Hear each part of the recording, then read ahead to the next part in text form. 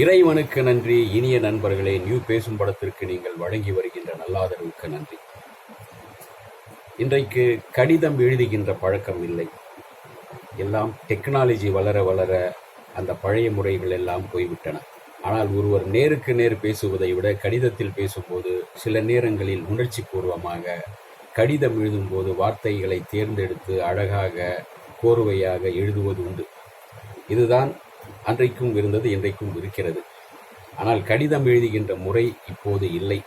எல்லாமே WhatsApp, Facebook என்று எல்லாமே வந்துவிட்டது.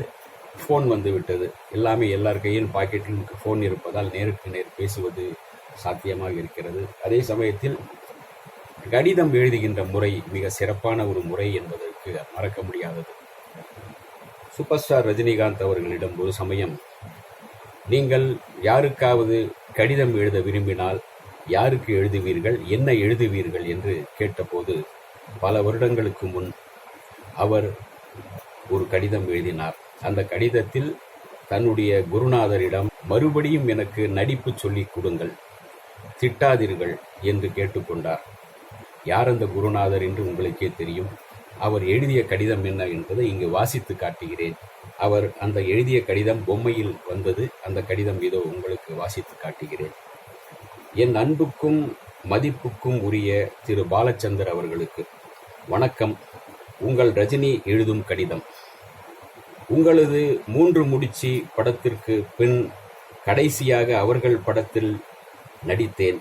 பின்பு உங்கள் ஆசியால் 25 படங்களுக்கு மேல் நடித்து முடித்து விட்டேன். மீண்டும் இப்போது உங்களது தப்புத்தாளங்கள் படத்தில் நடிக்கின்றேன்.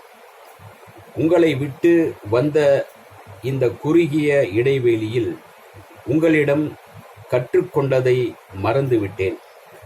மீண்டும் நான் நடிக்கும் தப்புத்தாளங்கள் படப்பிடிப்பில் தயவு செய்து என்னை பழைய சிவாஜி ராவாகவே நினைத்து நடிப்பில் நான் செய்து வரும் தவறுகளை நீங்களே திருத்துங்கள், திட்டாதீர்கள்.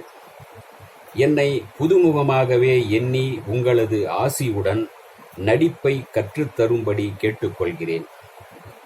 உங்கள் படத்தில் இடைவேளை இல்லாமல் தொடர்ந்து நடிக்க வேண்டும் என்பது என் ஆசை.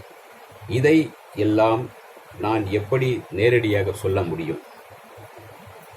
உங்களது முதல் கன்னட படத்திலும் தப்புத்தாளங்கள் நான் நடிப்பதை எண்ணி மிக்க மகிழ்ச்சி, மிக்க சந்தோஷம். டெல்லிக்கு ராஜா ஆனாலும் தாய்க்கு பிள்ளைதானே என்பார்கள். அதுபோல நான் எந்த அளவுக்கு புகழ் பெற்றாலும் ரஜினிகாந்தாக ஆனாலும் உங்களின் பழைய சிவாஜி ராவ் தான் என்பது என்றும் என் எண்ணத்தில் இருக்கும். தங்களின் மனதில் எங்காவது ஒரு ஓரத்தில் என்னை வைத்திருந்து என்னை உங்கள் படத்தில் ஒதுக்காமல் இருந்தாலே நான் பெரும் பாக்கியம் செய்தவனாவேன். நான் எந்த டைரக்டர் முன் நடித்தாலும் உங்களை மனதில் எண்ணி வணங்கி பிள்ளையார் சுழி போடாமல், நான் எந்த டைரக்டர் முன்பு நடித்தாலும் உங்களை மனதிற்குள் எண்ணி வணங்கி பிள்ளையார் சுழி போடாமல் நடிக்க மாட்டேன்.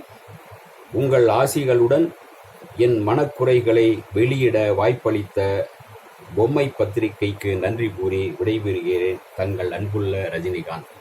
இதுதான் ரஜினிகாந்த் அந்த பொம்மை பத்திரிகை வாயிலாக தன்னுடைய குருநாதர் பாலச்சந்தருக்கு எழுதிய கடிதம்.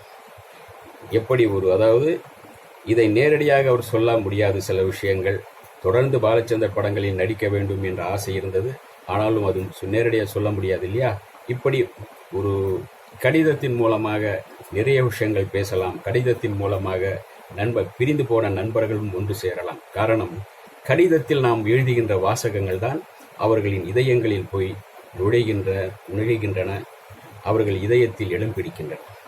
எனவே கடிதம் எழுதுகின்ற முறை இன்று இல்லாவிட்டாலும் கூட அதை மீண்டும் சிலர் செய்யலாம்.